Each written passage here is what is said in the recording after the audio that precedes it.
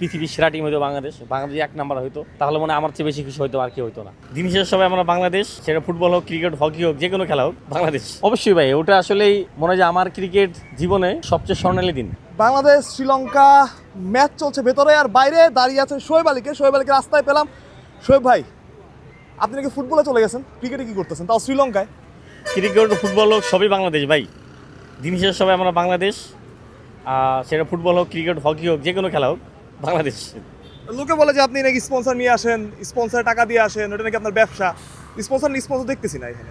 এই বিভিন্ন জনের অনেক কথা বলে, সেগুলো আসলে মাথায় নিলে হবে না, কারণ আমি জানি আমি কি। আর বিগত ওয়েস্ট ইন্ডিজে গেছি স্পন্সর ছাড়া, তারপরে আপনার ইন্ডিয়াতে গেছি স্পন্সর ছাড়া, এখানে এই যে শ্রীলঙ্কাতে স্পন্সর ছাড়া আসলাম। আসলে ক্রিকেটটা তো আসলে ছাড়তে পারবো না, তা মানে যেভাবে চেষ্টা করি খেলা দেখার জন্য, তা মন আসলে আটকে রাখতে পারি না, বুঝছেন, আটকে রাখতে পারি না, যে কারণে চলে আসলাম শ্রীলঙ্কাতে। শোয়েব ভাই, মন আটকে না রাখার ব্যাপারটা বলছিলেন, আপনি তো অনেক আগে থেকে খেলা দেখেন। আমার যদি ঠিক মনে পড়ে 2013-14 সালে বাংলাদেশ যখন 100 টেস্ট ম্যাচ খেলেছিল, সেটা তো আপনি মাঠেই ছিলেন শ্রীলঙ্কাতে। হ্যাঁ, এখনো কি ওই জিনিসটাই ফিল করেন যেটা আগে ফিল করতেন? হ্যাঁ, অনেক কিছু পরিবর্তন হয়, চেঞ্জ হয়। যেরকম আগে মানে আরও অনেক বেশি আবেগ ছিল, আরও অনেক বেশি ছিল। একটা বল মিস করতাম না, মনে হতো যে প্রচুর খিদা লাগলো, চিন্তা করতাম যে বলটা শেষ হোক, ওভারটা শেষ হোক। তারপরে সেখান থেকে একটু একটু পরিবর্তন হয়েছে। আবেগ আসলে সবসময় থাকে না, কমে। তা আগে যেরকম ছিল আসলে সব কিছু পরিবর্তন হয়েছে, সব কিছু চেঞ্জ হয়েছে। খেলোয়াড়দের ভিতরে অনেক কিছু পরিবর্তন হয়েছে। আগে যে দেখতাম যে একটা মানে খেলোয়াড়দের ভিতরে একটা উত্তেজনা, একটা আবেগ, একটা ম্যাচ জিতলে তাদের আনন্দ, তো আসলে স্বাভাবিক, এটা পরিবর্তন হবেই। আপনি যে সময়টা কথা বলছিলেন তখন মাশরাফি বিন মুর্তজা ছিলেন, সাকিব আল হাসান ছিলেন, তামিম ইকবাল ছিলেন। ওই মানুষগুলোকে মিস করেন কিনা? অবশ্যই ভাই, ওটা আসলেই মনে হয় যে আমার ক্রিকেট জীবনে মানে সবচেয়ে স্বর্ণালী দিন। এটা সবাই বলবে, আমি একা না, সবাই বলবো যে ওই স্বর্ণালী দিন আসলে আর কখনো ফেরত আসবে না বাংলাদেশ ক্রিকেটে। ওই দিন আর পাবো না ভাইয়া। বাংলাদেশ ক্রিকেটকে নিয়ে তো অনেক সমালোচনা হয়, অনেক কিছু হয়, পারফরমেন্সটা আগের মতো না। মানে সমর্থক হিসাবে আপনার আশা থাকবে কিনা যে এই সিরিজ থেকে আসলে বাংলাদেশ ঘুরে দাঁড়াবে? হ্যাঁ, আসলে ক্রিকেট ঘুরে দাঁড়াইতে পারে। আর বাংলাদেশে এখনও বলবো যে খাদের কিনারায় আছে, মানে একবারে খারাপ অবস্থায়। সেখান থেকে অনেকবারই বাংলাদেশ কামব্যাক করছে, ভালো খেলছে। তাই আমি আশাবাদী যে বাংলাদেশ খুব ভালোভাবে কামব্যাক করবে এবং ভালোভাবেই আগের জায়গায় ফিরে আসবে। আর মানে কালকে যখন বাসাতে বেরোনোর পরে আপনার এই রাস্তায় যদি কারোর সাথে দেখা হয়েছে, ভাই কই যান, ভাই খেলা দেখতে যাই, মানে এরকম একটা মানে তাদের ছিল। ওটা আসলে বলার মতো না। তারপরে এয়ারপোর্টে আপনার মানে আমি বসেছিলাম ওখানে আরও 5-6 জন বাঙালি ছিল। তো এখানে এরা কেউ ঘুরতে এসেছে, কেউ খেলা দেখতে এসেছে।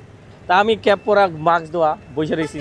তা কই থেকে একটা মেয়ে আসলো, মেয়ে এসে মানে অনেকক্ষণ ট্রানজিট ওখানে, তা কথা বলতে তা ওই ছেলেরা ভাবনে একটু বলতেছে আমরা তো খেলা দেখতে যেতেছি, কোথায় গলে কার খেলা, বাংলাদেশের খেলা। মানে মেয়েটা এরকম ভাবে আসলে এই 4-5 জনরে মানে ক্রিটিসাইজ করলো, আল্লাহ। আমি তখন লজ্জায় মানে মাস্ক দিয়া মানে ঘুমের বাং ধরে রয়েছি, কারণ মানে আমার সহ্য হইতেছে না। আমি জানি যে এরপরে আমার বলতে পারে, আর আমি বারবার বলতেছি ভাই তোরা আমার কথা বলিস না যে আমি এখানে যেতেছি, কারণ মেয়ে মানুষের সাথে এয়ারপোর্টে ঝগড়া করবো আমি, আমার উল্টাপাল্টা বলে ফেলে আমি এটা উত্তর দিব। মানে সে এরকমভাবে ক্রিটিসাইজ করলো। মানে সে যদি এভাবে বলতো যে মানে এদের খেলা দেখতে যাও, মানে কোনো খেলোয়াড়ের নাম দিয়ে যদি বলতো, অত খারাপ লাগতো না। কিন্তু এই বাংলাদেশের খেলা দেখতেছে, বাংলাদেশের খেলা মাইসে দেখে, মানে সে মনে হয় আমেরিকা থেকে আসছে, সে মনে হয় আমেরিকার নাগরিক, সে মনে হয় বাংলাদেশেরই না। মানে সবার আগে দেশটাকে আসলে ছোটো করবো, মানে যে যেটা করে তার নাম ধরে বলো ভাই, তুমি আগে সবার আগে দেশটা ছোটো করবো কিনিকা। মানে তখন আসলে কি বলবো, যে তখন মনে হলো যে মানে বাংলাদেশ যেটা আসলে পৃথিবীর সেরা টিম হইতো, যদি এতটাই ভালো খেলতো বাংলাদেশ, যে এই মানুষগুলো যেন আসলে কথা বলতে না পারে ফিরে বাংলাদেশ নিয়ে। আসলেই মানে খুবই দুঃখজনক, লজ্জাজনক ভাই। মানে অনেক খারাপ লাগে, কষ্ট লাগে যে মানে এই যে মানে যেই সময়টা যেতেছে, মানে যে বাসা থেকে এয়ারপোর্টে আস্তে আস্তে এয়ারপোর্ট থেকে যাই শুনছে, সেই আসলেই যেভাবে কটূক্তি করা, যেভাবে আসলে বলা, এটা আসলে একটা মানুষের মানে স্পোর্টস যারা পছন্দ করে, খেলাধুলা যারা পছন্দ করে, এরা আসলে এই ধরনের কথা বলতে পারে না। তারপরেও আমার কাছে মনে হয় যে বাংলাদেশ ওই সময় মনে হয়েছিল যে পৃথিবীর সেরা টিম হইতো বাংলাদেশ এক নাম্বার হইতো, তাহলে মনে আমার চেয়ে বেশি কিছু হইতো আর কি হইতো না। শোয়েব ভাই, একটা লাস্ট প্রশ্ন। আমরা শ্রীলঙ্কা আসার পরে খাবার দাবার খুঁজে পাচ্ছি না, মানে আমাদের খাবার দাবার কি, ভাত, ডিম ভাজি, গরুর মাংস, আপনি পেয়েছেন?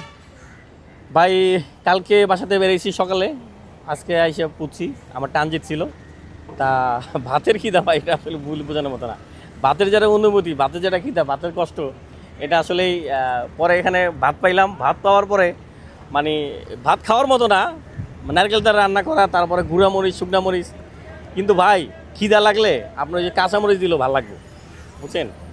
তারপরও যা খাইছি আলহামদুলিল্লাহ। আপনার যেটা যেটা ফ্রাইড রাইস সেটা পাইলাম। আমার মনে হয় যে এখানে আমি না, প্রত্যেকটা সাংবাদিক থেকে শুরু করে, খেলোয়াড় থেকে শুরু করে সবাই ভাত জিনিসটা খুব মিস করবো। কারণ আমাদের কালচার, আমাদের পরিবেশ, রান্নাবান্না অনেক ডিফারেন্স, ওদের সাথে অনেকটাই অমিল। এই মানুষটার মতো আমাদেরও 3টা ক্ষুধা আছে, ভাতের ক্ষুধা, গৌরবের ক্ষুধা, আর আরেকটা ক্ষুধা হচ্ছে জয়ের।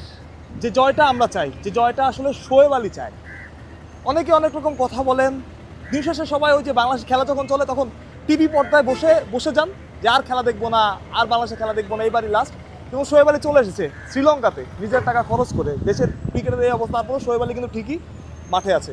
এটাই ক্রিকেটের প্রতি ভালোবাসা, দেশের প্রতি ভালোবাসা। এই যে লাল সবুজের পতাকাটা আছে, এই লাল সবুজের পতাকার প্রতি ভালোবাসা। শ্রীলঙ্কার গল থেকে মাহফুজ প্রত্যয়, বিডি ক্রিক টাইম।